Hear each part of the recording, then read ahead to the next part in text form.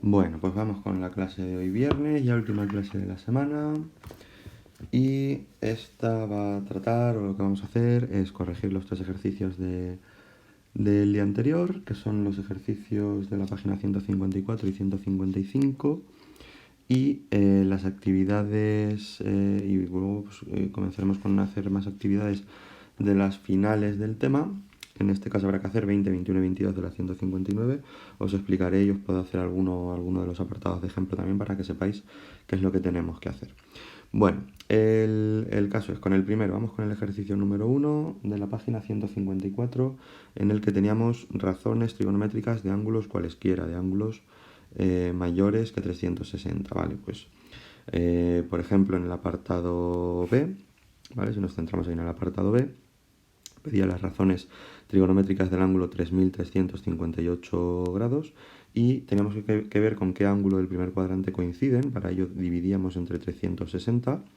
Hacemos la división, el 9 del cociente nos indica que el ángulo 3358 grados daría 9 vueltas completas a una circunferencia y el resto de 118 significa que se quedaría por 118 grados de la siguiente vuelta. Por lo tanto, las razones trigonométricas de 3358 grados coincidirán con las de 118. Y aquí tenemos el cálculo con la calculadora y la comprobación de que efectivamente el seno de 3358 es igual que el seno de 118, que es 0,883. El coseno de 3358 es igual que el coseno de 118 y la tangente pues igual que la tangente, ¿vale? Coinciden las razones trigonométricas de esos tres ángulos.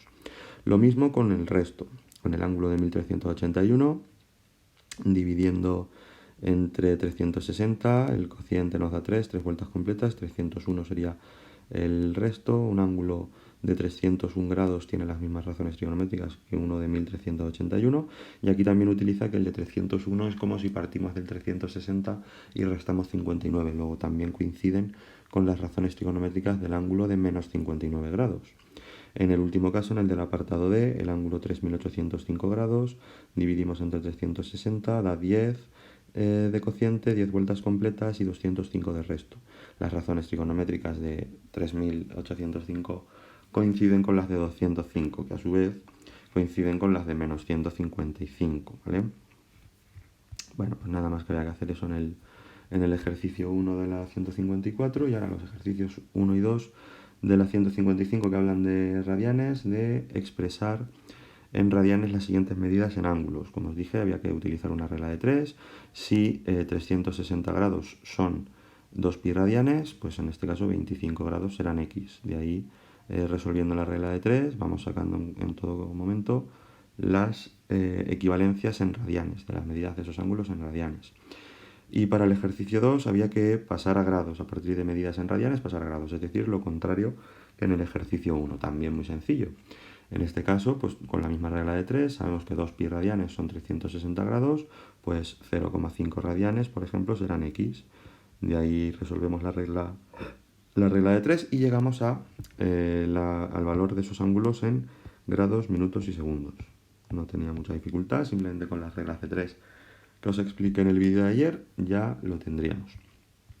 Vale, pues voy a explicaros brevemente los tres ejercicios que hay para la clase para el lunes, que hay que entregar para el lunes. Esos ejercicios son 20, 21 y 22 de las actividades finales del tema, están en la página 159.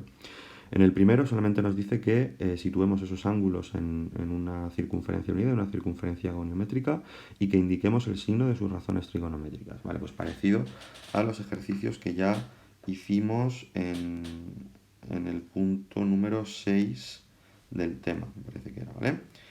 Hicimos ya lo de calcular las razones trigonométricas, los signos de las razones trigonométricas según el cuadrante en el que estaban. Eso tenemos que hacer con esos ángulos, haciendo un círculo grande, una circunferencia unida grande, y situando esos 6 ángulos lo podemos hacer en una misma circunferencia grande, los 6.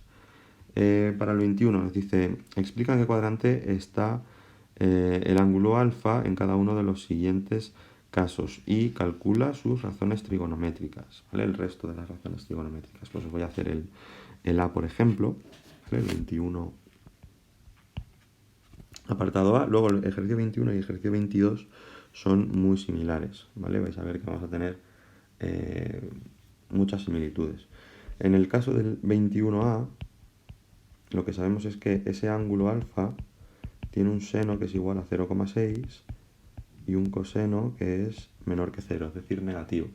Bueno, pues primero, ¿en qué cuadrante se encuentra un ángulo alfa que tenga el seno positivo y el coseno negativo? Pues el seno positivo y el coseno negativo, eso ocurre en el segundo cuadrante. Luego ya sabemos que el ángulo alfa pertenece al segundo cuadrante, está situado entre 90 y 180. ¿Cómo calculamos de aquí el resto de razones trigonométricas? Con las identidades trigonométricas que vimos al principio del tema. Como tenemos el seno, vamos a hacer esta fórmula: seno al cuadrado de alfa más coseno al cuadrado de alfa igual a 1.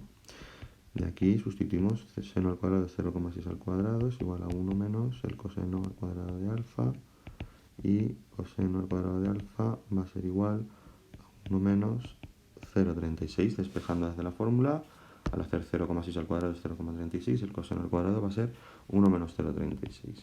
Por lo tanto, el coseno de alfa va a ser igual a más menos la raíz cuadrada de 0,64. Como la raíz cuadrada tiene dos soluciones, una positiva que va a ser más 0,8 y una negativa que va a ser menos 0,8, nos tenemos que quedar con la que nos ha dicho en el principio del ejercicio: el coseno era negativo. Es un ángulo del segundo cuadrante. Como es un ángulo del segundo cuadrante y el coseno es negativo, me tengo que quedar con la solución negativa de esta ecuación, que es menos 0,8. El coseno de alfa va a ser igual a menos 0,8. Ya tengo el coseno.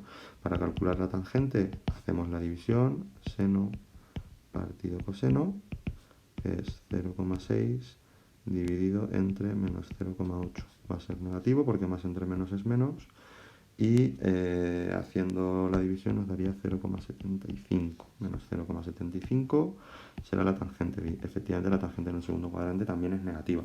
Si quisiésemos calcular cuál es el ángulo alfa, tendríamos que hacer, por ejemplo, arco coseno de menos 0,8, haciendo arco coseno de menos 0,8 con la calculadora.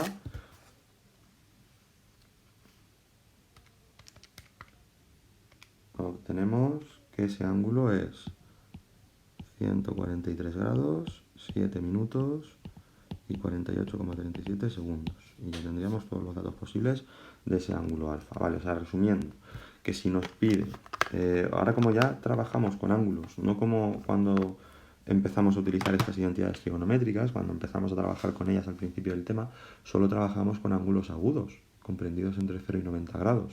Por lo tanto, no teníamos en cuenta las posibles soluciones negativas de despejar las razones trigonométricas en las fórmulas.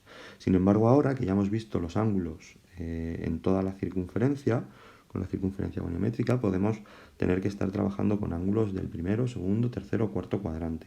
Y eso es importante a tener en cuenta en cuanto a los signos de las razones trigonométricas.